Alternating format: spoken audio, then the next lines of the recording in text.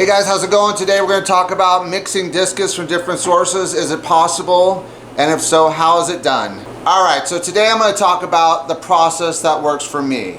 This isn't to say there isn't other ways to do it, because there's probably a bunch of ways to do it, but over the years this is the way I have found that works best for me and the reasons why I do it, and pretty successful at mixing discus from different sources. Okay, so you'll see here the wild discus. I have actually put my Heckle cross in with them after 45 days.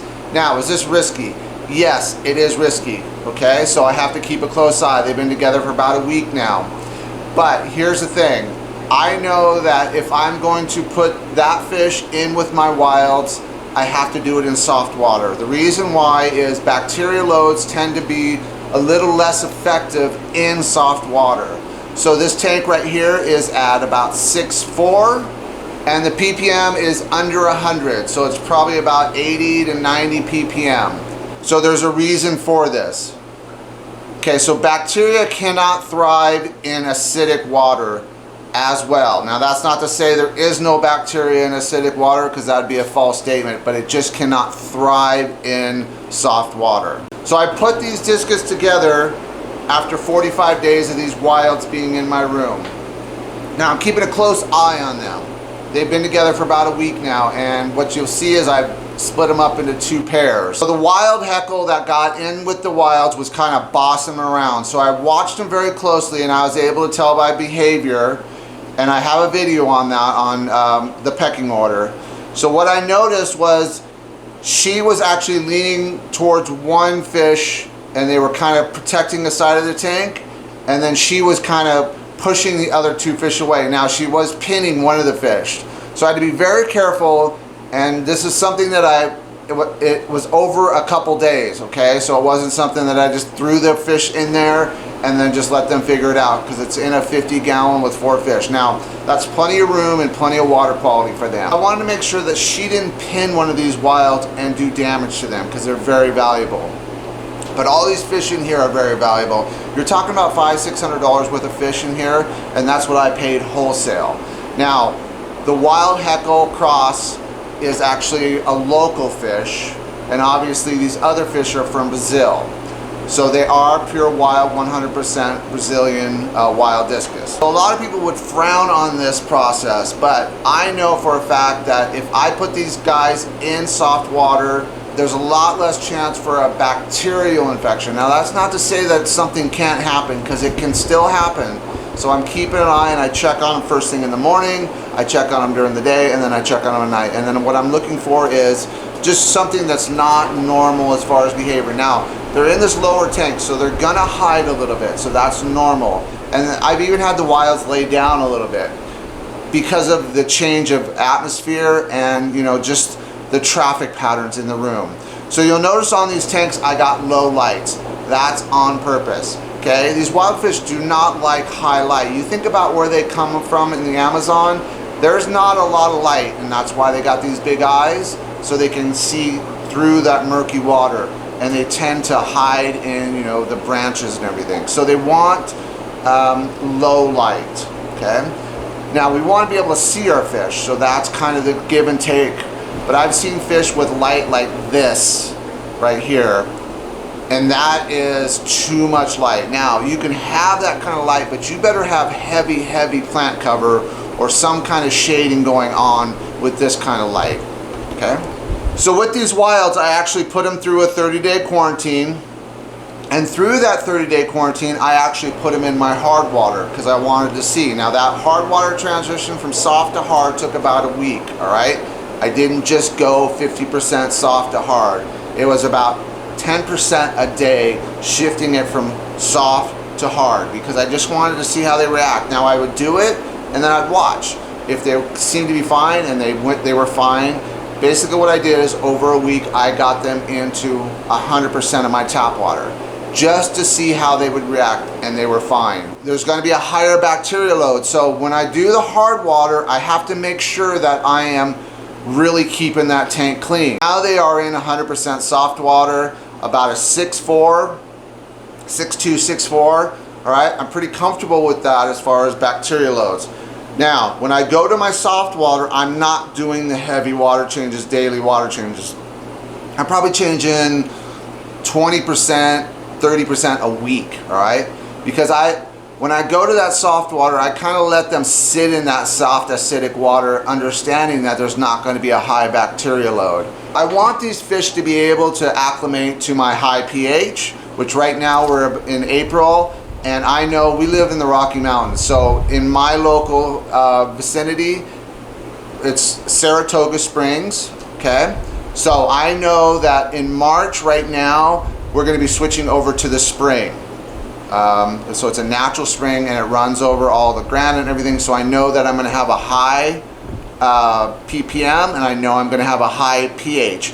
My ppm is about 350, even a little bit higher sometimes, but also my pH is about 8.4. Okay, so during the winter months, it's city water. I literally stand over the sink and I smell, and in the winter time, the chlorine would knock you back by the city water. So we buy our city water in the winter time because I think the springs aren't producing as much, and then in the spring, the springs are producing. So right now we're switching over. So that's how I kind of do my filter system too, as far as filtering the room. So I make sure that April, right now I have to switch over. You'll see this sediment filter is pretty dark, but I change my filters twice a year. I don't do 3 month, 4 month. Basically in the spring, I change all my filters, and even my sponge filters I clean in the spring. So people always ask me, how often do you clean your sponge filters? Well, that depends. If I'm like these black ram fry, I probably clean that sponge filter 2 or 3 times a week because I just want to make sure that thing is pure and clean. And I'm doing about 10 to 20% water change on this a day, all right? So it's a little bit different. Now each situation is going to be different, but my sponge filters, I probably clean those in April and October. That's all. I don't clean my sponge filters all, you know, I don't have, oh, it's the end of the month, I got to clean my sponge filters. No, I don't do that, okay? My sponge filters are fine. They are a mechanical, but they're mostly there for biological, and unless they're going to clog up on me, this is really the only time I'm going to maintain them, in that twice a year. So yeah, I don't change my filters or clean my filters a lot, but I do change my sediment filters, and right now I'm going to switch over everything. So the RO filter probably could be good for the year, but here's the thing, I just change all my filters. For the cost of money and the peace of mind, I just do it twice a year. Spring, fall, I just change everything, clean everything. That's just how I do it, because I understand locally. Now each person is going to be different, because locally you're going to be different. So I think it's important that you find out what your water source is, where it's coming from.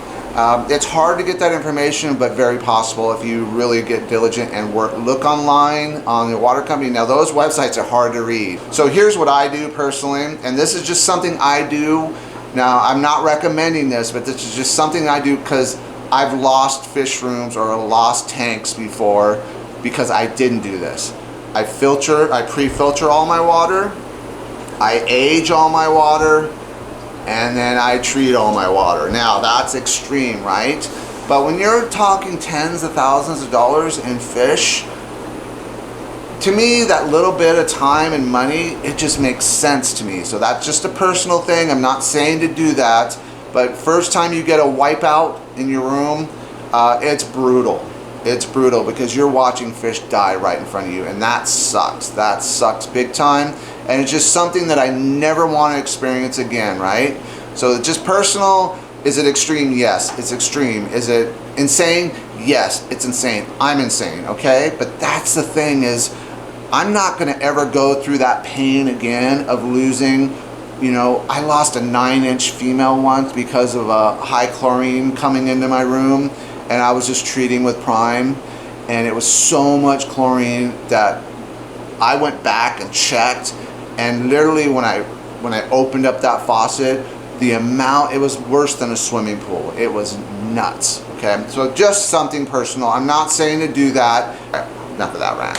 All right, so you see all these breeding pairs I got going in my room. So actually I have 4 pairs, I believe. Now, the top 2, the domestics, Now these are all from different sources too, okay? So the two big ones are mine crosses, so 25% wild, and then the other two are pure domestics from a different source. So over time, yes. Here's the thing how I acclimate my domestics, okay? I don't take fish and just put them in a tank with existing fish. I never do that. I keep them in my room, I quarantine them, I watch them. I clean them up with Metro. This is hard because I made a video 8 months ago where I might have said something and I might have something a little bit different now, right? So I've changed it. So I kind of went to my quarantines on 10-10-10, okay? Because most life cycles of a parasite or a nematode is about 28 days. And I just feel that 30-day thing is just kind of gonna knock everything back, right? Is it gonna eradicate? I'm not sure. I couldn't tell you. I'm not a scientist. I'm not a vet. That's just something that I can't tell you. I can just tell you from personal experience. And that's the thing is I'm always going to tell you from where I come from. I'm not going to tell you how to do something, right? That's kind of my thing is I don't want to ever say, hey, you have to do this, this, and this. This is the right way. This is the only way. Because that's total BS, right? You have to try stuff yourself. Everybody's system's a little different. Everybody's sources are a little different. Everybody's water's a little different. Everybody's a little bit different as far as filtration, and it just goes on and on and on. Immunity is from foods and stuff like that. So if someone's ever telling you this is the right way or the wrong way, kind of question it, right? Because you want to just take bits and pieces. And I don't watch much YouTube, but I watch sometimes and I just cringe at when people say, this is how you have to do it, or this is the only way to do it, because that's just not true in the fish keeping world, right? We're still evolving and we're still learning every single day. And yes, when people ask me for advice, I always say yes. Here's what I do. Well, you know, whether it's going to work for you or not, but this is just something I've learned over the years. So I kind of want to just make that very clear that I'll never tell you how to do something. I will always tell you how I do it and then take it and see if it works for you. But I'm always testing. I'm always testing. I'm always adjusting. I'm always moving stuff around and saying, ooh, that worked well, or it didn't work so well, or yeah, I'll try that, or just, you know, so I'm always kind of moving the target a little bit, and that's just something that works for me personally. All right, so I've got a little ranty in this video, and it's hard because sometimes I make these videos and they are, 10-20 minutes long, and literally I'll have 2 hours of footage because I start talking to the camera, and I feel like I'm talking to you personally. So that's kind of why I get so passionate about this, and I start getting more excited when I talk and stuff like that, because I really, really love this hobby, and it's changed my life in so many different ways. And one day I'll talk about the things it's done for me personally. Okay, so if you watch the video this long, maybe you want to see how I acclimated these wilds. The importer's pH was a little bit off, so I was very careful on bringing these in. And this video here will show you exactly how I did it, and it'll explain step by step and day by day of how they acclimated, how I got them eating, how one fish came in a little bit rough, and how I treated that with the soft water with no meds, and then how I got him into the quarantine process.